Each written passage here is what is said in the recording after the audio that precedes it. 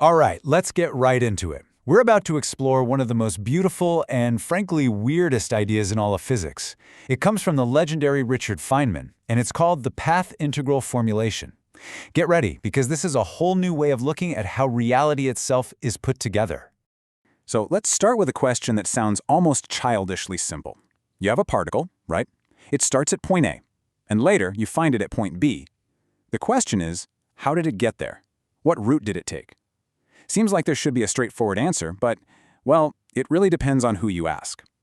Now, if you're thinking about the world we live in, the world of baseballs and planets, what we call classical physics, the answer is neat and tidy. The particle takes the one most efficient path. It's called the path of least action. You can think of it as nature just being lazy in the smartest possible way. It finds the most energy-efficient route and sticks to it. It's predictable. It's clean. But, and this is a huge but, once we shrink down to the quantum world, that simple, logical answer gets tossed right out the window. Quantum mechanics has a completely radical answer. The particle doesn't take the best path. It doesn't even take a path. It takes all of them. Every single possible path at the same time. The ridiculously long loopy ones, the short ones, the ones that go backwards for a bit, literally all of them. Okay, I know what you're thinking. That sounds completely nuts. How can one tiny particle travel along a multiverse of paths all at once? Let's dive into how Feynman managed to wrangle this beautiful chaos into a working theory. And the source material we're looking at today really drives this home. It states that the particle goes from A to B along all possible paths, giving equal weight to each. That's the part that really breaks your brain. It means that the most absurd, roundabout journey you can imagine is, in some sense, just as fundamental as the straight-shot path. So, how does this infinite mess produce the single reality we actually observe? This is where the true genius of Richard Feynman shines. He didn't just throw out this wild idea, he gave us a recipe for it, a clear mathematical set of instructions to figure out the result of this impossible journey. His recipe boils down to 3 steps. First, you have to imagine every single way the particle could possibly get from A to B. Step 2, for each of those infinite paths, you calculate a special number called the action. And finally, the most important part, you just add up the contributions from every single path. That sum gives you the final answer. So, what on earth is this action? Well, in the classical world, it's the thing we want to find the minimum of to get our one true path. But in the quantum world, it's different. Every path has its own action value. It's not about finding the special one anymore. It's about calculating a value for the entire infinite crowd of paths. And here's the kicker. The action of each path determines its contribution to that final sum. This contribution isn't just a simple number. It's what we call a complex number. The easiest way to picture it is as a tiny little arrow, or a phasor. It has a fixed length, but it can spin around and point in any direction. The action tells you exactly where that arrow for that specific path is pointing. Our final answer comes from adding up all these little arrows.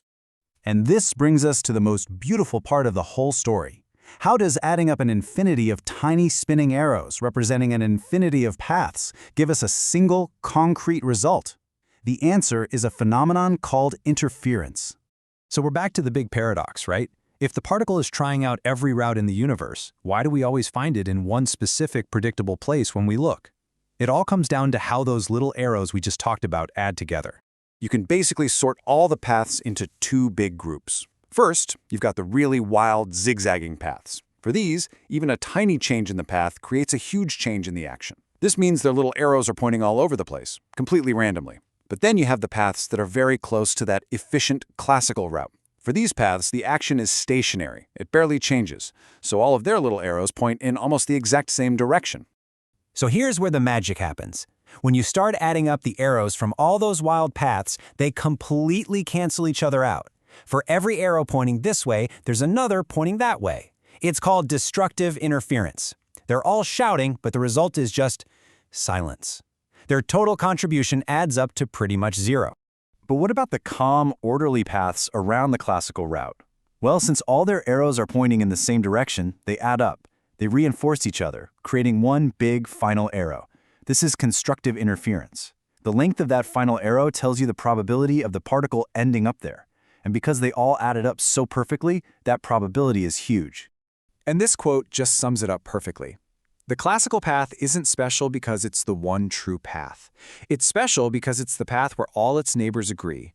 It's the region where all the paths vote in the same direction, and their combined voice drowns out all the random noise from everywhere else. So why do we care about all this? Is it just a cool philosophical party trick? Absolutely not. This path integral way of thinking is one of the most powerful and insightful tools in modern physics. For starters, this isn't some fringe theory.